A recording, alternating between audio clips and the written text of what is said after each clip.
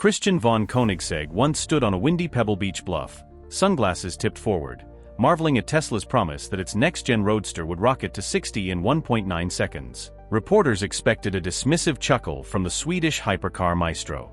Instead, he called the figure the gauntlet, and flashed a grin that mixed awe with competitive hunger. 6 years later, that polite compliment feels like a lit fuse, because Koenigsegg and Elon Musk are now locked in a philosophical fistfight that could decide whether tomorrow's thrill rides roar like dragons or glide like ghosts. Stick around. By the end you'll see why their private war might reshape everything from battery policy to the soundtrack of your daily commute. For a brief season, Koenigsegg sounded like Musk's European hype man. He bought Tesla shares near the IPO, praised Musk's anything-is-possible attitude, and admitted that early Model S acceleration numbers made his own spec sheets look embarrassing.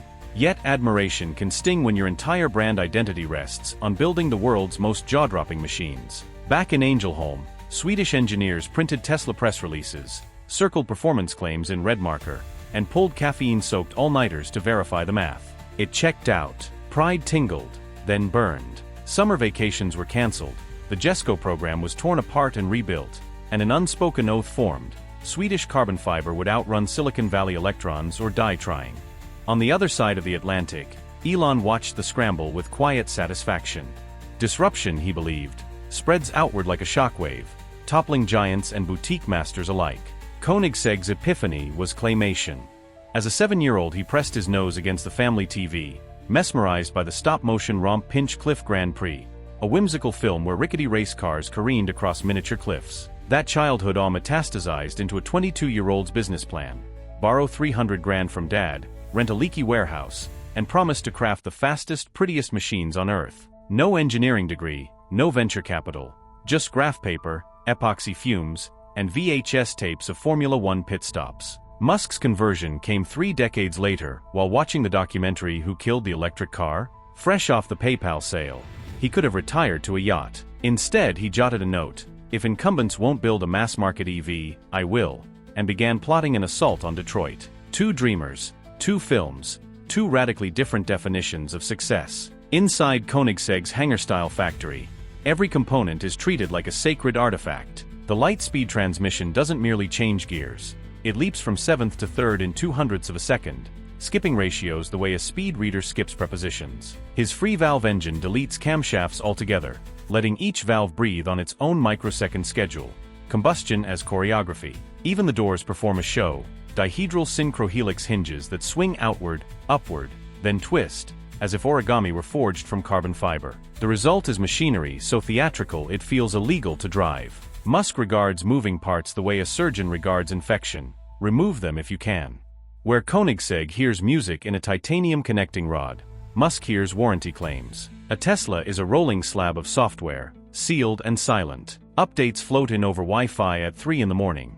By breakfast your sedan suddenly corners harder, like a phone after a firmware boost. Musk's holy grail is a fleet of self-driving pods that ferry humans as effortlessly as packets across the internet. To him, the perfect part is the part you delete. Those philosophies birthed 2 stables of machinery that preach rival sermons. Koenigsegg's JESCO attack, fed by E85 biofuel, unleashes 1,600 horsepower and more downforce at 170 miles per hour than a Formula One car in a hairpin. The 4-seat Gemera runs on carbon-neutral methanol, yet hammers to 60 in 1.9 seconds and opens its doors so wide they look CGI.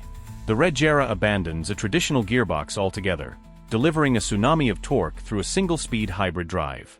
Tesla counters with the Model S Plaid, a tri-motor missile whose over-the-air updates shave tenths off the quarter-mile while owners sleep. The stainless steel Cybertruck, a Blade Runner meets Minecraft wedge that claims bullet-resistant glass, and a still-promised Roadster 2.0 rumored to pack SpaceX cold gas thrusters capable of momentary hover. Both lineups bend physics. They simply disagree on how much noise progress should make. In 2022, Top Gear asked Koenigsegg if he'd ever go fully electric. He sighed, then lobbed a polite grenade. Running on renewable fuel while saving 500 kilograms, he argued, beats hauling a battery the size of a hot tub. Let's keep the roar alive, he finished, dropping a line that launched 1,000 memes. To Christian, sound isn't waste, it's narrative, the mechanical heartbeat that reminds you you're piloting controlled chaos. Musk's rebuttal is built into every keynote: silence is elegance, efficiency, even safety. Noise is wasted jowls.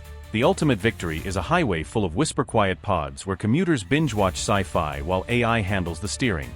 The rivalry simmered until a single tweet splashed gasoline on the embers. In July 2024, TikTok showed OpenAI CEO Sam Altman giggling inside a pearl-white Koenigsegg Regera worth nearly $2 million. A Tesla fan account reposted the clip on X, asking how a non-profit boss justifies such a toy. Musk, once Altman's mentor and now his sharpest critic, replied with two icy words, "Great question." The internet detonated. Hashtags hypercar hypocrisy and hashtag Koenigseggate trended worldwide. Overnight, millions who'd never heard the Swedish name Googled it. Some drooled, others scoffed, and lawmakers quietly took notes. Koenigsegg's counterpunch didn't involve snark, it involved volcanoes. He unveiled Volcano, a pilot project capturing CO2 from semi-active Icelandic craters, converting it to methanol, and feeding that methanol to lightweight hybrids. Skeptical journalists were invited to test drive a Gemera prototype that smelled faintly of ethanol yet erupted with 1,700 Newton-meters of torque. The net emissions math checked out. The grin factor was off the charts. Meanwhile, free-valve engines migrated to marine testbeds, proving the tech isn't just for seven-figure toys. Koenigsegg quietly published a white paper arguing that a cam-less four-cylinder running on carbon-neutral fuel could out-clean many battery EVs once mining, shipping, and recycling are tallied. Silicon Valley rolled its eyes. Stuttgart and Tokyo leaned forward. Porsche fired up an e-fuel plant in Chile, promising 130,000 liters of synthetic gasoline a year. Toyota showcased a hydrogen-burning GR Yaris that howled like World Rally Thunder, yet exhaled only water vapor. Mazda teased a rotary range extender sipping biofuel, hinting that rotary wasn't dead, just waiting for greener blood. None of these companies name-dropped Koenigsegg, yet insiders whispered that his relentless R&D gave corporate boardrooms the courage to question the all-battery or bust narrative. Brussels began debating a loophole in the 2035 internal combustion ban for climate-neutral liquid fuels. California's Air Resources Board reviewed lithium supply chains amid reports of groundwater depletion in South America. Suddenly Koenigsegg's charts on battery weight shared space in legislative slide decks with Tesla's graphs on renewable grids. Investors hedged their bets. Some doubled down on cobalt-free batteries. Others sprinkled capital into carbon capture fuel startups. Wall Street couldn't decide which prophet, Musk or Koenigsegg, owned the clearer crystal ball, so money flowed to both. Imagine a collaboration code-named Gemera-X. Koenigsegg supplies a 500-horsepower cam-less V8 sipping volcano methanol. Tesla bolts on a 350-kilowatt front motor, dojo-trained torque vectoring, and a battery pack sized like a skateboard instead of a mattress. The car launches with internal combustion thunder, glides through downtown in silent EV mode, and recharges on Tesla's supercharger network between canyon runs. Fantasy? Perhaps, but Apple once partnered with IBM, and Adidas sells Star Wars sneakers. Stranger marriages happen when market forces grow teeth. Yet pride is a stubborn beast. Musk disdains boutique indulgence. Koenigsegg bristles at dumbing down engineering art for mass production. A handshake could birth a new epoch, or implode faster than a misfired rocket stage. Even without a truce, the duel already benefits the rest of us. Musk's crusade to slash cost per kilowatt-hour forces battery prices south.